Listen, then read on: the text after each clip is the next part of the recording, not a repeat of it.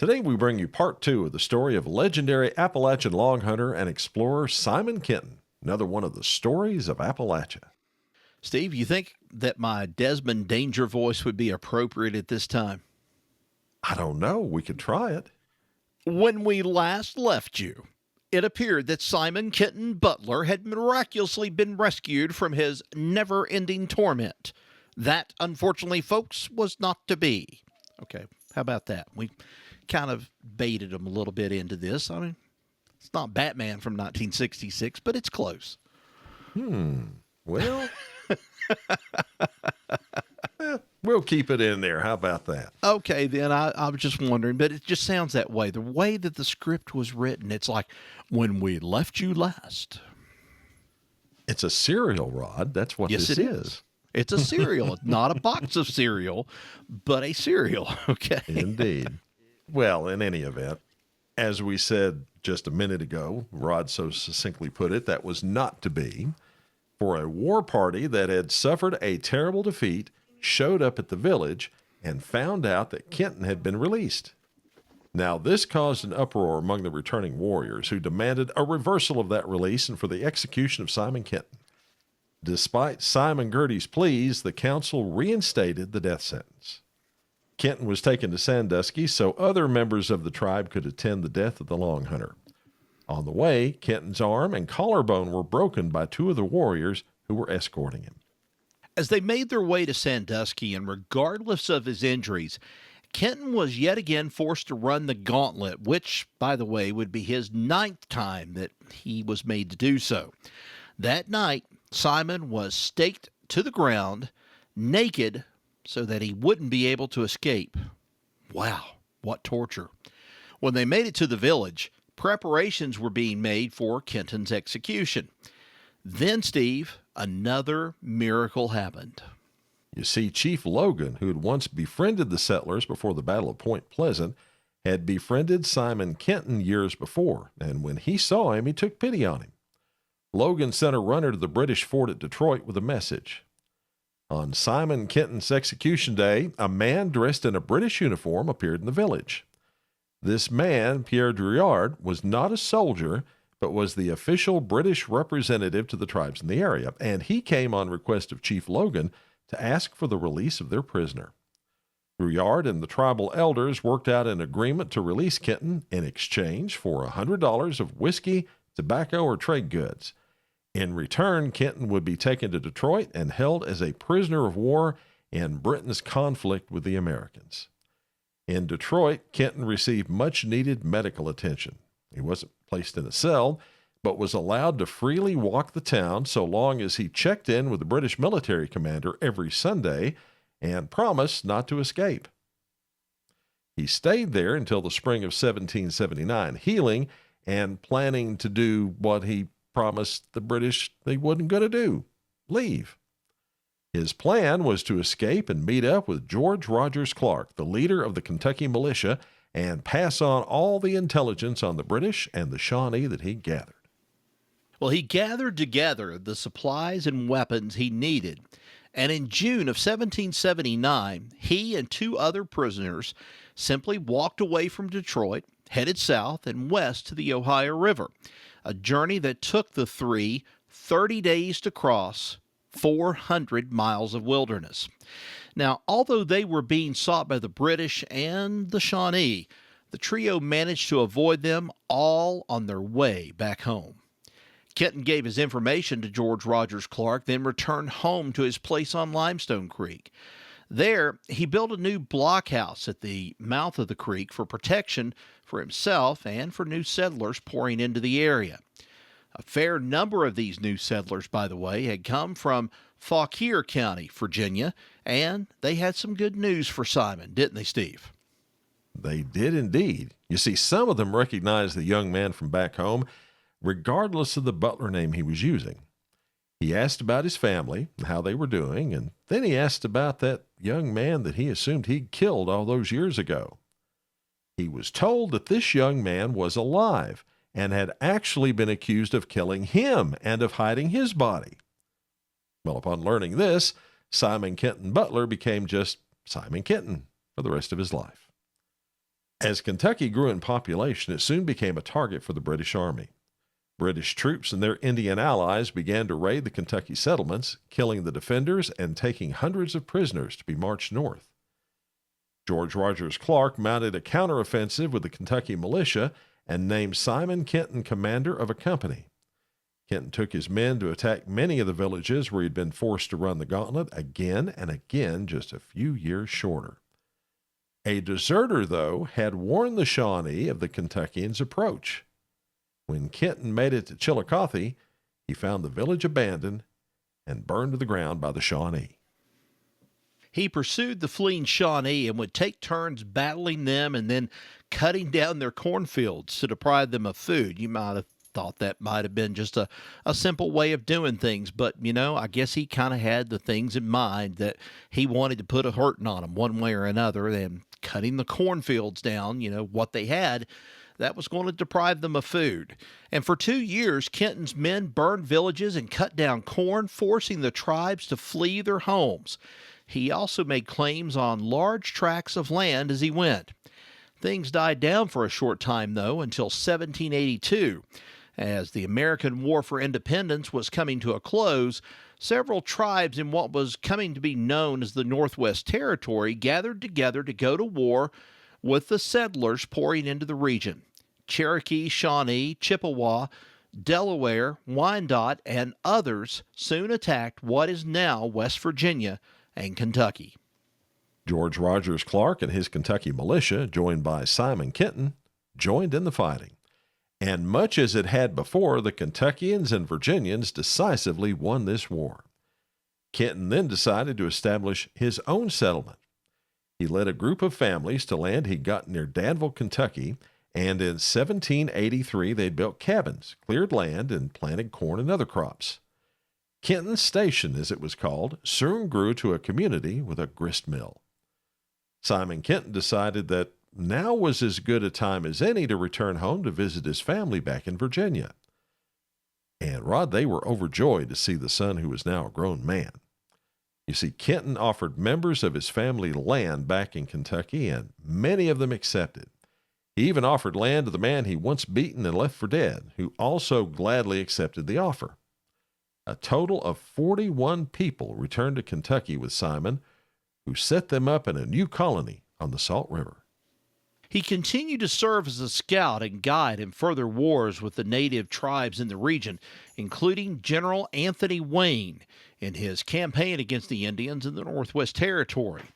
He also married at that time.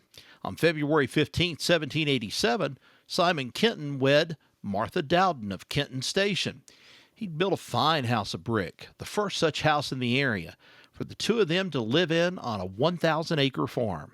Here, Martha gave birth to their 4 children. Kenton was happy, but the happiness wouldn't last forever, because on December 13, 1796, that fine brick house caught fire.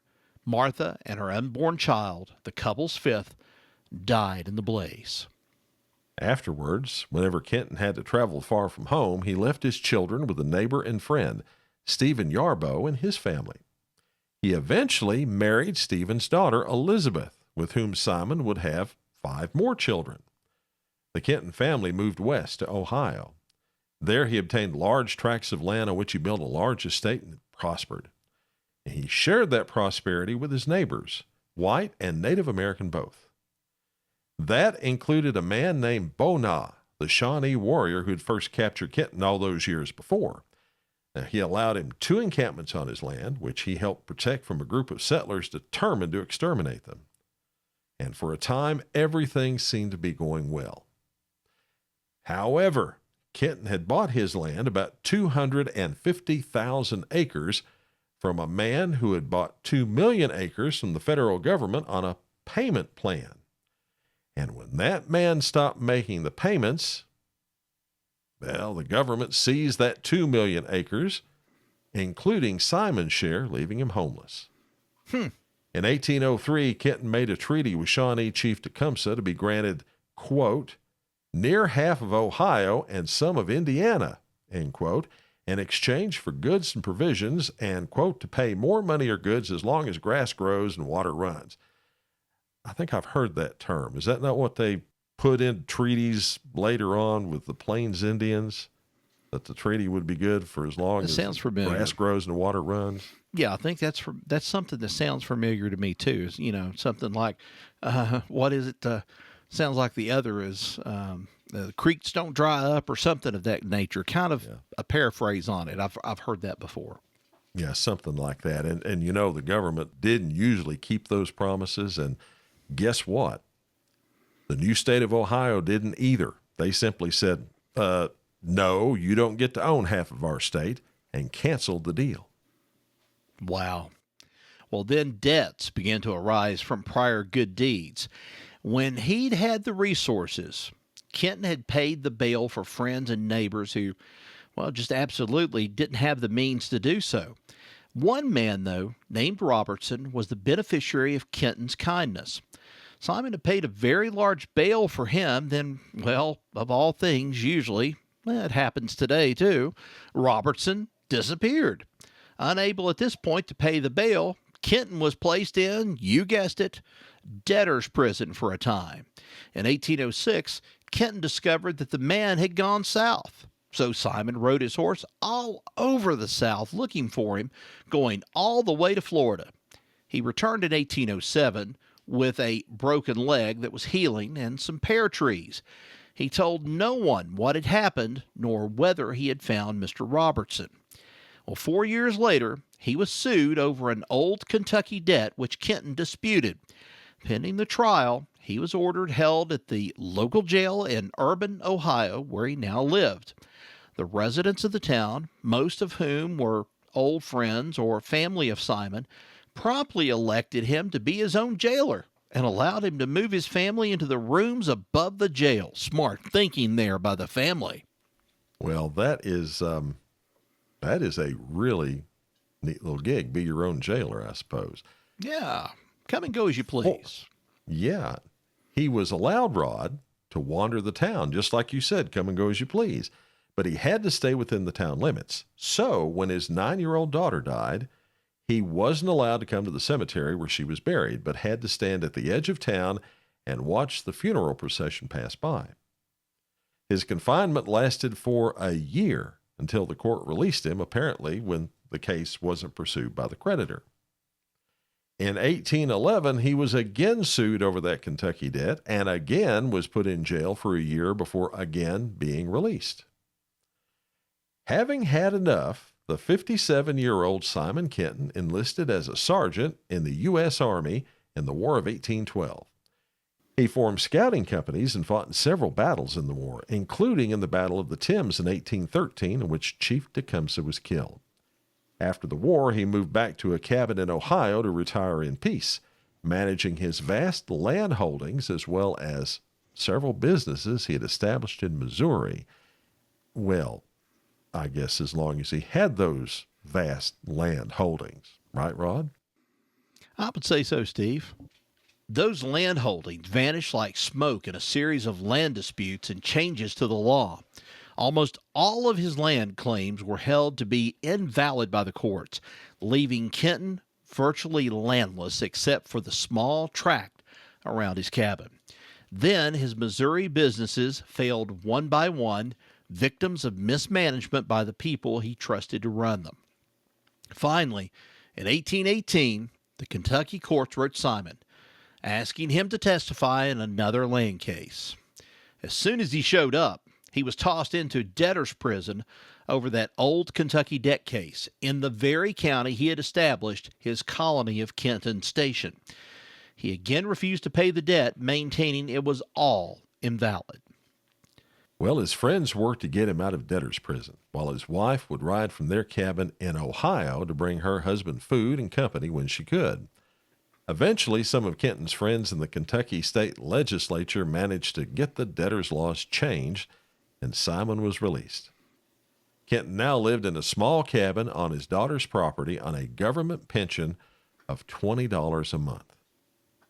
In 1836, Simon Kenton died in Logan County, Ohio, at the age of 81. And it was at that time, Rod, or not long after that, that his legend began to grow.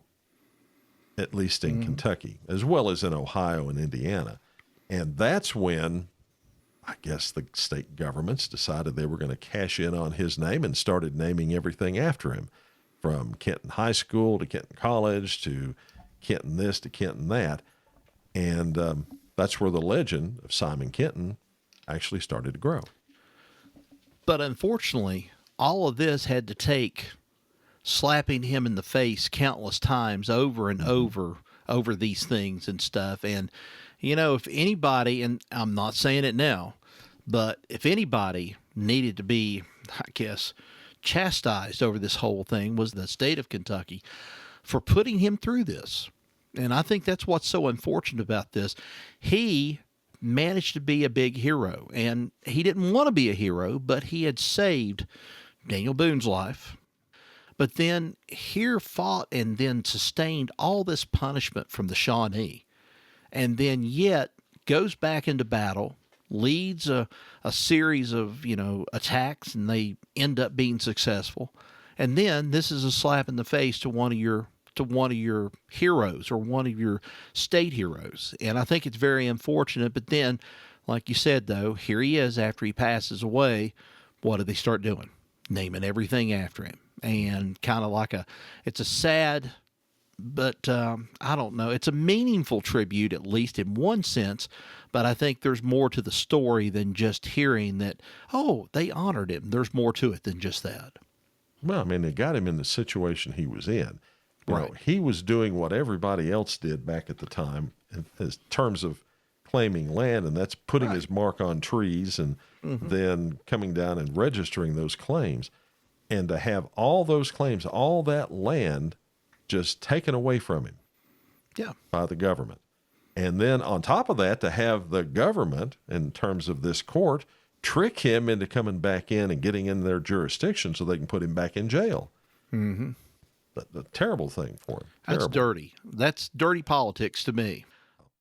Well, folks, that's the story of a man who is larger than life, Kentucky's Simon Kenton, another one of the stories of Appalachia. Thanks for listening. Make sure you don't miss any of our stories by subscribing to the Stories of Appalachia podcast, available wherever you get your favorite podcasts. We're on YouTube and TikTok at Stories of Appalachia, and on Instagram at Story Appalachia. And there you'll see short video stories about Appalachia. And if you're listening to us on YouTube right now, be sure to go down below, click that subscribe button, and then if you don't mind, give us a thumbs up too. We sure would appreciate that. Till next we meet, y'all take care. So long, everybody.